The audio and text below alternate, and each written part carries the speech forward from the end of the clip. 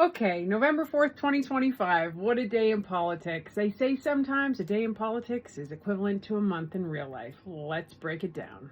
It was budget day, so we'll get into that. But first, a little political drama. Former Conservative MP Chris D'Entremont has left the Conservative Party. He threw a hissy fit, said he wanted to be deputy speaker, didn't get what he wanted, so he crossed the floor to the Liberals. Yeah, so that's a real smart move, Chris. You know what can't be bought or replaced? Integrity.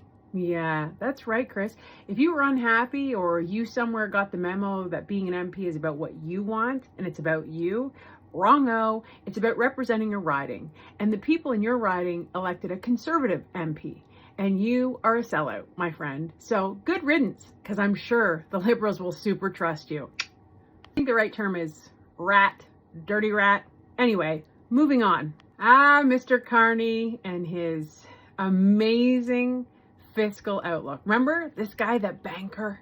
He's going to fix all our economic problems. Yeah, he was the same guy that was giving Justin Trudeau financial advice for the last 10 years. How's your groceries? How's your housing? How are your taxes?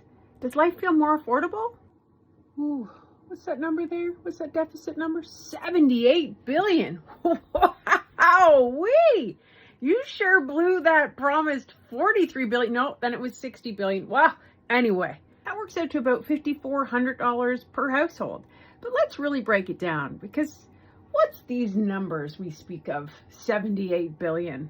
Bear with me. We're going to have a little financial lesson.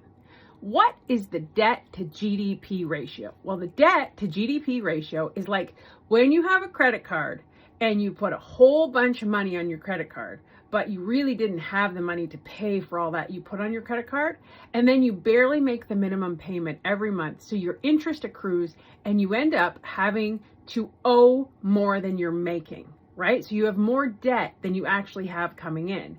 So if you make, a couple $1,000s a month, but you owe $3,000, that's not a good debt to GDP ratio.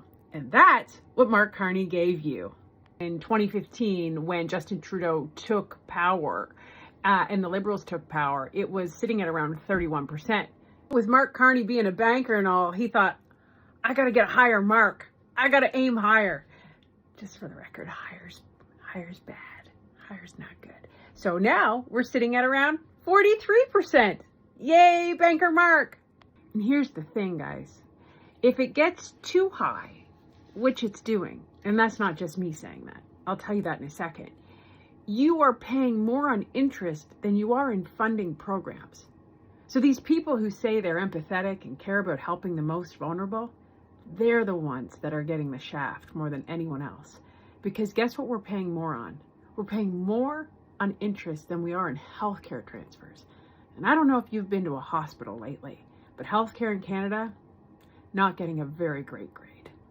Also a great time to remind everybody that the government doesn't have any money, right? So these budgets of these billions of dollars that none of us can really comprehend, that's your money. It is not the government's money.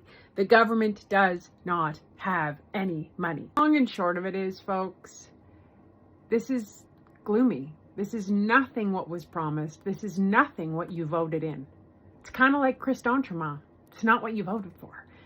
And it's disappointing, and you are the one that's going to pay the price. The reality is this budget is going to pass because the NDP and the Bloc are probably going to support it or abstain, which means you're going to be stuck with this bill.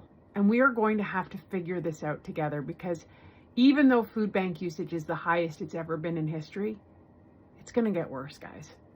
Unemployment numbers are going to go up. The parliamentary budget officer wasn't kidding.